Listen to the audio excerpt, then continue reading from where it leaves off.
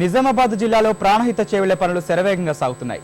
బినోల నుంచి సారంగపూర్ వరకు 18 కిలోమీటర్ల సొరంగం తవ్వకం పనులు నిర్విరామంగా జరిగిపోతున్నాయి. ఆటంకాలు ఎదురవుతున్నా పనులు ఆపకుండా పూర్తి చేసేందుకు అధికారులు ముమ్మర కృషి చేస్తున్నారు.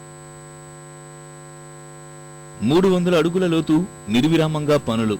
ఇవేం బొగ్గు గనులు కాదు, ఇనుప ఖనిజ తవ్వకాలు అంతకంటే కాదు.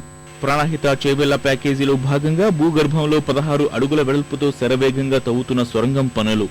నిజామాబాద్ జిల్లాలో ప్రాణహిత చేవెళ్ల ప్రాజెక్టు పనులు 2 ప్యాకేజీల్లో చేపడుతున్నారు.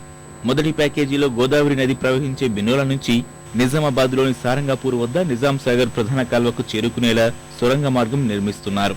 18 కిలోమీటర్ల ఈ సొరంగ మార్గం నిర్మాణానికి 900 కోట్ల రూపాయలు వెచ్చిస్తున్నారు.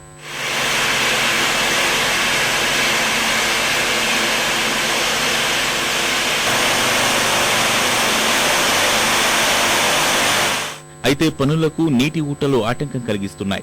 ఆ నీటిని బయటికి తీసుకొచ్చేందుకు మోటార్లు ఏర్పాటు సహా కార్మికులు శ్వాస తీసుకోవడంలో ఇబ్బంది పడకుండా ఉండేందుకు ప్రత్యేక ఏర్పాట్లు చేశారు. 18 కిలోమీటర్స్ మొత్తము మనం బినోల శ్రీరామ్ సాగర్ బ్యాక్ వాటర్ నుంచి అప్ టు షుగర్ ఫ్యాక్టరీ వరకు టన్నెల్ ద్వారా తీసుకొచ్చి చేస్తూ ఉన్నాం. అది 18 కిలోమీటర్స్ అయింది. దాని ఎస్టిమేషన్ నియర్లీ 900 కోట్ల రూపాయల ఎస్టిమేషన్ అయింది.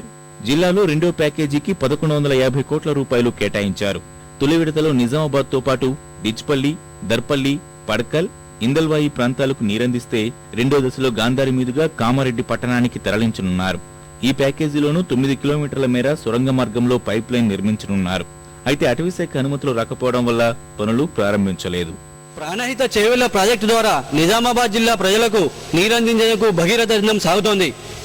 గోదావరి నది లోతట్టు ప్రాంతం నుండి ప్రవహిస్తుండగా నిజామాబాద్ ఎత్తైన ప్రాంతంలో ఉండడంతో సొరంగం ద్వారా నీరందించాలని యత్నం జరుగుతోంది. జిల్లాలోని 21 ప్యాకేజీలో 4 చోట్ల సొరంగం పనులు ప్రారంభం కావాల్సి ఉండగా బినోలా వద్ద మాత్రం ఇప్పటికే 300 మీటర్ల తవ్వకాలు పూర్తయ్యాయి. భారీ నీటిపారుదల శాఖ మంత్రి సుదర్శన్ రెడ్డి ప్రతిష్టాత్మకంగా తీసుకుని ఈ పనులు వేగంగా కొనసాగించాలని ప్రయత్నాలు చేస్తున్నారు. బినోలా నుంచి కెనాన్ మనోజ్తో అలీముద్దీన్, ఈటీవీ న్యూస్, నిజామాబాద్.